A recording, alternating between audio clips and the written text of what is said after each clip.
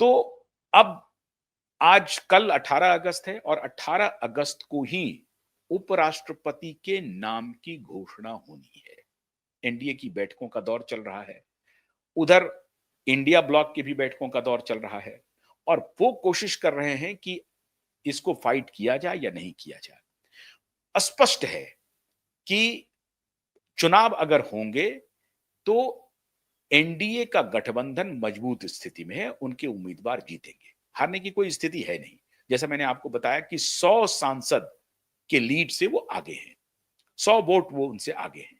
तो ऐसी परिस्थिति में अगर क्रॉस वोटिंग भी हुई तो 2, 4, 10, 20, 25, 50 क्रॉस वोटिंग हो जाए, फिर भी वो जीतेंगे। 50 से ज्यादा को वो मना नहीं पाएंगे। इतनी हैसियत विपक्ष में, इतनी मजबूती नहीं आई है। हालांकि इधर एक घटनाक्रम बड़ी तेजी से घूमा है और वो घटनाक्रम था, हालांकि छोटा है, लेकिन फिर भी मैं यहां पर जिक्र करना चाहूंगा। वो घटनाक्रम था कॉन्स्टिट्यूशन क्लब के एडमिनिस्ट्रेशन के चुनाव का। उसमें भारतीय जनता पार्टी के ही 2 नेता खड़े थे। एडमिनिस्ट्रेटिव कंट्रोल के लिए जो चुनाव होता है, जो कॉन्स्टिट्यूशन के लिए वहां पर जो कॉन्स्टिट्यूशन क्लब के जो जनरल सेक्रेटरी होते हैं, इस पोस्ट के लिए ही मतदान होता है। उसके लिए 2 नेता खड़े थे और दोनों भारतीय जनता पार्टी के थे। एक राजीव प्रताप रूडी और दूसरे संजीव बालियान। राजीव प्रताप रूडी पहले से वहां बने हुए हैं, लंबे समय से थे, अभी तक काफी दिनों से वहां पर चुनाव नहीं हुआ था। लेकिन इस बार के कॉन्स्टिट्यूशन क्लब का चुनाव एजेंडा बन गया, मुद्दा बन गया। क्यों बना मुद्दा? क्योंकि संजीव बालियान जो भारतीय जनता पार्टी के ही नेता हैं, उन्होंने पर्चा भर दिया और दोनों में टक्कर हुई, कड़ी टक्कर हुई। लेकिन कड़ी टक्कर के बाद भी बड़े फासले से राजीव प्रताप रूडी चुनाव जीत गए।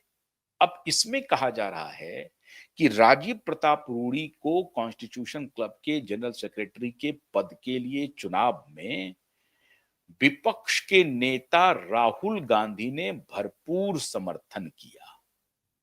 सोनिया गांधी ने भरपूर समर्थन किया। खड़गे साहब ने भरपूर समर्थन किया।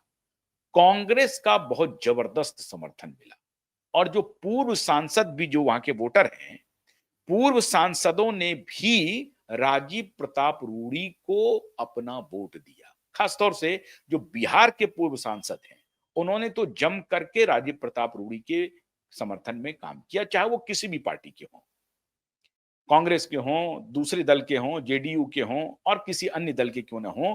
उन्होंने बिहार के होने की वजह से उन्होंने भर के उनको वोट दिया। तो पूर्व सांसदों जो कि वहां के वोटर हैं, वो उन्होंने भी राजीव प्रताप रूडी को ही अपनी पहली पसंद बनाया। और कांग्रेस और राजीव प्रताप रूडी के बीच में कहा जा रहा है कि बड़ी मैत्रीपूर्ण बड़ा की वातावरण रही और कांग्रेस ने जम करके राजीव प्रताप रूडी को समर्थन किया। अब मैं इसका जिक्र कर क्यों रहा हूं? छोटा चुनाव है वो, उसका कोई महत्व नहीं है, लेकिन जिक्र इसलिए है, सोशल मीडिया पर भी इसकी बड़ी चर्चा है। जिक्र इसलिए है क्योंकि संजीव बालियान के बारे में कहा जा रहा है कि वो अमित शाह जी के उम्मीदवार थे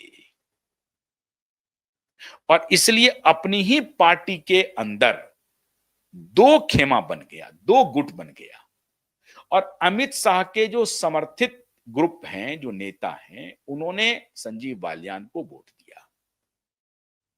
अब इसमें जगत प्रकाश नड्डा भी हैं, इसमें और उनके लोग हैं जिन्होंने संजीव बालियान के लिए लॉबिंग की। अमित शाह भी पहुंचे थे वोट डालने के लिए, सोनिया गांधी भी पहुंची थी वोट डालने के लिए, सारे लोग पहुंचे थे वोट डालने के लिए। तो अमित शाह की लॉबी इस चुनाव में, कॉन्स्टिट्यूशन क्लब के चुनाव में हार गई।